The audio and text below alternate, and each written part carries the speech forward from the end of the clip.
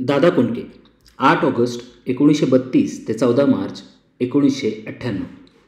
मराठी चित्रपटसृष्टीतील एक हरहुन्नरी कलावंत, अत्यंत लोकप्रिय विनोदी अभिनेते. त्यांचे मूळ नाव कृष्णा खंडेराव कोंडके, मात्र दादा कोंडके या नावाने ते सुपरिचित. त्यांचा जन्म नायगाव, मुंबई येथला. त्यांची जन्मतारीख निश्चित माहीत नसल्याने जन्मदिनी जन्माष्टमी होती म्हणून तिथीवरून जन्मतारीख काढण्यात येऊन त्यांचे नाव कृष्णा ठेवण्यात आले. बालवयातच त्यांच्यावर वारकरी संप्रदायाचे संस्कार झाले. त्यांचे वडील मुंबईत गिरणी कामगार होते. घरात सतत भजने होत असल्यामुळे त्यांनी गीतलेखन व गायनाचे कौशल्य अवगत केले. ते अनेक वाद्येही वाजवण्यास शिकले. बालपणापासूनच खोडकर स्वभावाच्या दादांचे शिक्षणात मात्र फारसं मन नाही रमलं. त्यामुळे त्यांचं शिक्षण 10वीपर्यंत झालं. वडिलांच्या निधनानंतर त्यांनी मुंबईतच श्रीकृष्ण बँड पथकात वादकाचं काम केलं. याच काळात त्यांचा विविध सामाजिक चळवळींशी संपर्क आला. त्यातूनच ते राष्ट्रसेवा दलाशी जोडले गेले. अंगच्या उपजत कलागुणांमुळे त्यांना राष्ट्रसेवा दलाच्या कलापथकात काम मिळाले. तेथे ते शाहीर म्हणून नावारूपास आले. वगनाट्यात भूमिका करणे, पोवाडे रचणे व गाणी आदी कामे करू लागले. या काळात राम नगरकर, निळू फुले आदी कलाकार त्यांचे सहकारी होते. वगसम्राट दादू इंदुलकरांच्या शैलीचा त्यांच्यावर प्रभाव होता.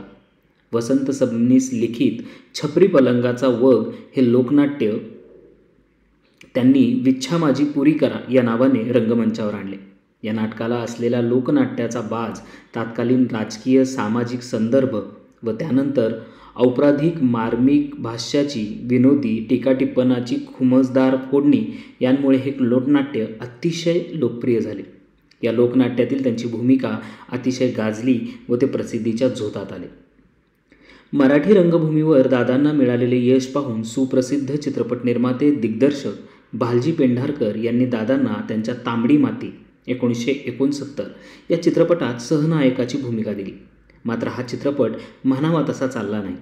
रंगमंचावर हजारो प्रेक्षकांना खिळवून ठेवणारा हा अभिनेता सिनेमाच्या पडद्यावर लोकांना का आवडला नाही असा प्रश्न भालजी पेंढारकरांना पडला होता.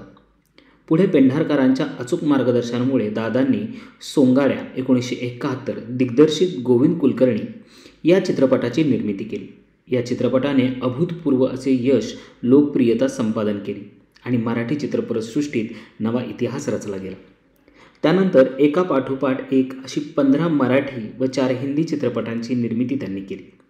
त्यांनी मराठी चित्रपटात एकटा जीव सदाशिव, अंधारा मारतो डोळा, पांडू हवलदार, तुमचं आमचं जमलं, राम राम गंगाराम, बोट लावेन तिथं गुदगुल्या, ह्योच नवरा पाहिजे, आली अंगावर, मुका घ्या मुका, मला घेऊन चला, पळवा पळवी, येऊ का घरात, सासरचं धोतर वाजवू का हिंदी चित्रपटांमध्ये तेरे मेरे बीच में, अंधेरी रात में दिया तेरे हाथ में, आगे की सोच, खोल दे मेरी जुबान यांचा समावेश होता.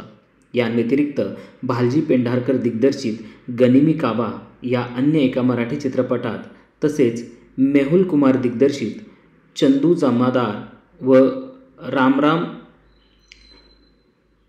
अमथाराम या 2 गुजराती चित्रपटात त्यांनी भूमिका केल्या. अत्यंत साधे कथानक, ठसकेबाज आणि ग्रामीण बाजाची गाणी, विनोदी सादरीकरण यामुळे दादांचे चित्रपट प्रेक्षकांना आवडले. मराठीतही चांगल्या चित्रपटांना प्रेक्षक आहे हे दादांच्या चित्रपटांनी दाखवून दिले.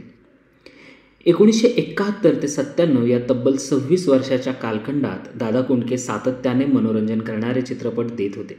या कालखंडात दादांच्या चित्रपटांवर ना हिंदी सिनेमांचा परिणाम झाला ना दूरचित्रवाणीच्या आगमनाचा.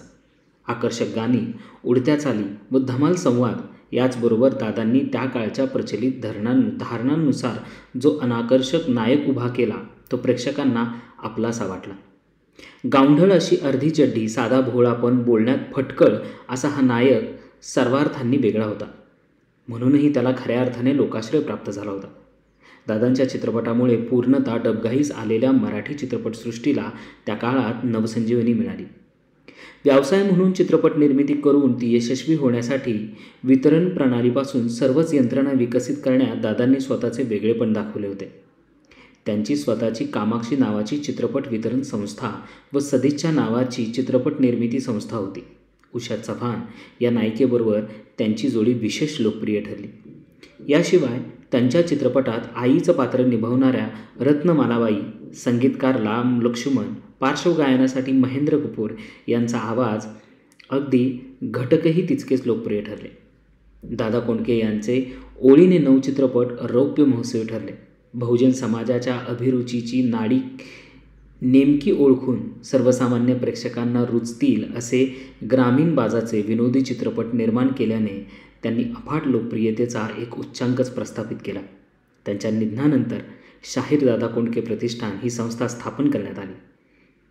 एकटा जीव हे अनिता पाध्ये यांनी शब्दबद्ध केलेले त्यांचं आत्मचरित्र खूपच लोकप्रिय ठरले. त्यांचं मुंबई येथे निधन झालं. आत्ता जी आपण ही सर्व माहिती ऐकली, ही सर्व माहिती मराठी विश्वकोश या संदर्भ ग्रंथातून घेण्यात आलेली आहे. धन्यवाद.